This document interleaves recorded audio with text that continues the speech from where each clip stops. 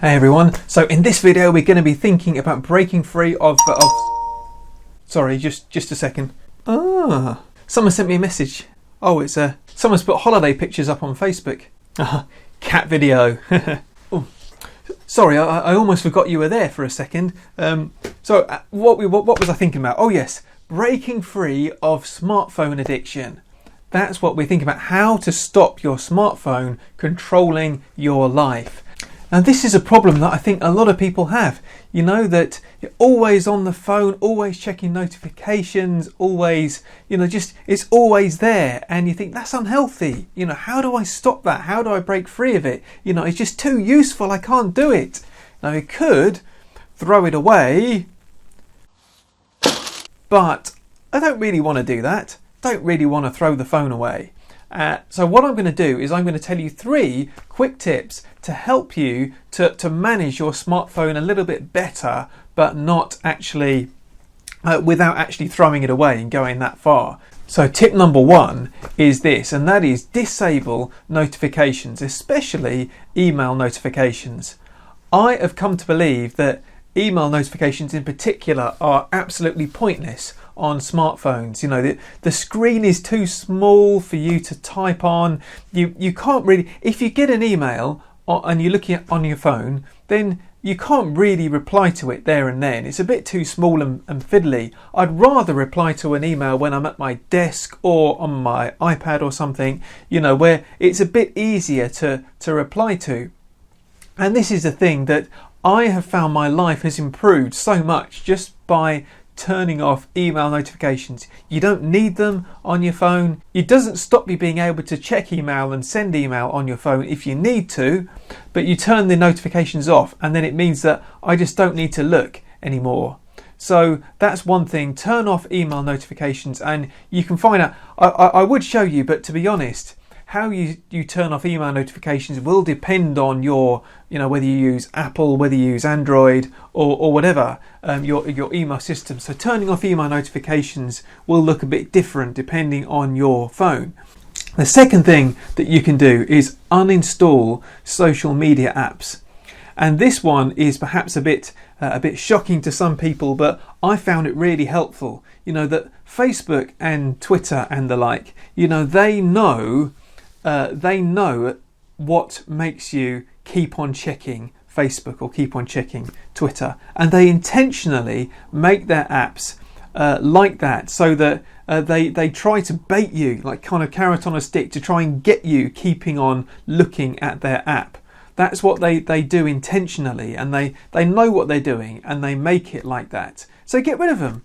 Get rid of the Facebook app, get rid of the Twitter app. You can still use those things on their web apps. If you go into your internet browser on the phone, you can still go to twitter.com and you can still go to facebook.com, and they've got mobile apps, and it's not quite so easy to use, but I found that really helpful again in that it's actually slightly less easy to use, so it discourages me from doing it so much. I don't just switch on Facebook now when I've got 2 minutes. I'm sitting alone with my phone, perhaps even at a really inappropriate time. I'm just not tempted to go on it anymore.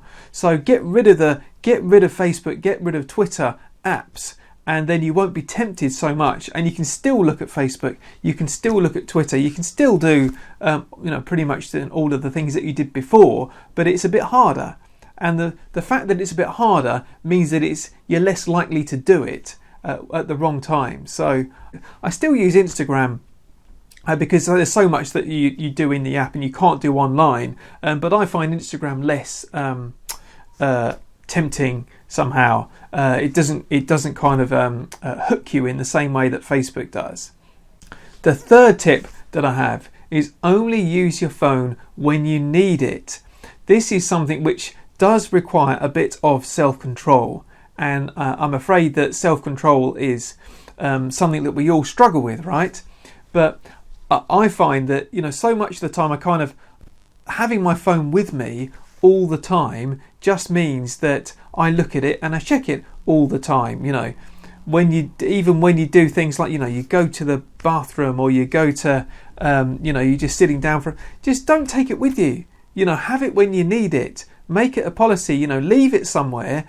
and when you need it, when you're gonna go out, or put it in your bag rather than putting it in your pocket. If you're like me, you have it in your pocket, have it with you, put it somewhere else so it's not quite so easy to get. Just make sure that it's there if you need it, but it's not tempting you all the time by being right in front of you, and you can just kind of leave it there and you only pick it up when you need to. This is all about putting yourself out of the way of temptation and trying to make your smartphone just that little bit harder.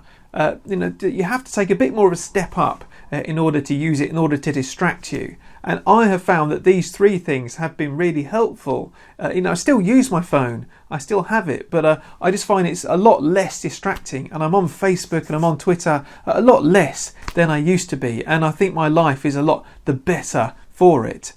So I'm going to take my phone and I'm going to put it down, but just let me check Twitter one last time.